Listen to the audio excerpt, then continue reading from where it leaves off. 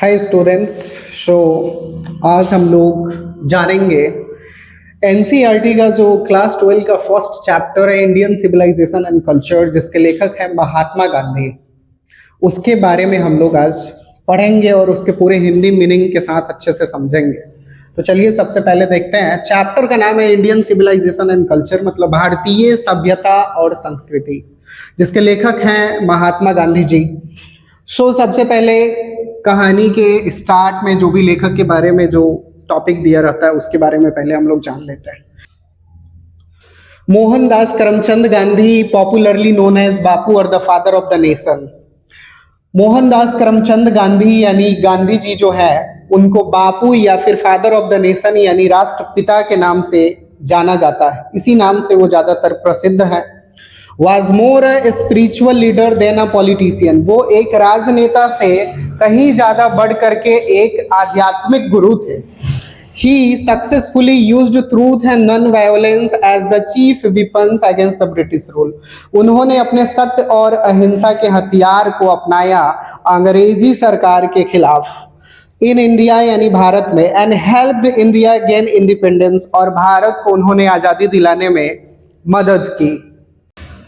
फिर आगे है फ्रॉम 1915 टिल 1948, 1915 से लेकर 1948 तक ही कंप्लीटली डोमिनेटेड इंडियन पॉलिटिक्स। उन्होंने पूरी तरह से भारतीय राजनीति को अपने काबू में रखा।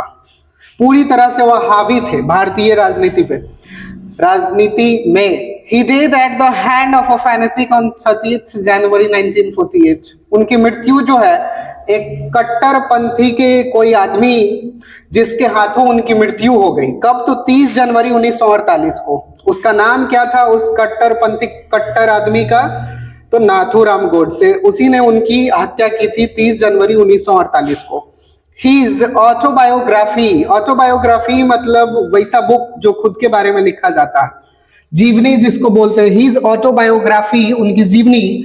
माई एक्सपेरिमेंट विथ ट्रूथ मतलब सच्चाई के साथ मेरा प्रयोग, एंड द न्यूमरस आर्टिकल, और उसके साथ साथ बहुत सारी इनकी कृतियां। दैट ही रोट, जो उन्होंने लिखा फॉर यंग इंडिया, युवा भारत के लिए, and the speeches that he deliver on the different occasions, और उन्होंने जो भाषण दिए अलग अलग अवसरों पर। Reveal him not only as an original thinker but also as a great master of chaste idiomatic English। जो उन्हें दिखाता है कि वह एक वास्तविक विचारक ही नहीं थे बल्कि वह एक मुहावरेदार अंग्रेजी भाषा के वो एक बहुत बड़े पवित्र आत्मा थे, मतलब बहुत बड़े एक लेखक थे। In the following extract Indian civilisation and culture, इस पाठ में ये जो चैप्टर है इसमें भारतीय सभ्यता और संस्कृति में Gandhi ji talk about the sound foundation of Indian civilisation which has the successfully withstood the passage of time.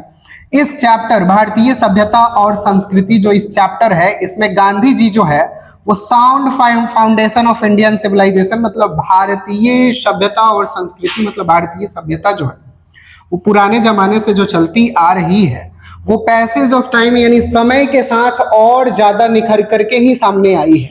हम लोगों की जो सभ्यता संस्कृति हो पहले के मुकाबले अच्छी ही हुई है, खराब नहीं हुई है गांधी जी के अनुसार।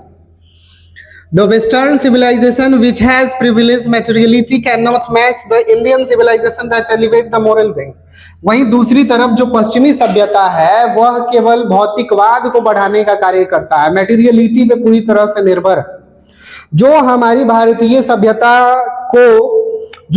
भारतीय सभ्यता को कभी खत्म नहीं कर सकती, बर्बाद नहीं कर सकती। हमारी जो भारतीय सभ्यता है वह मोरल बिंग मतलब हमारी नैतिकता को बढ़ाने का, एलिवेट करने का, ऊपर उठाने का कार्य करती है।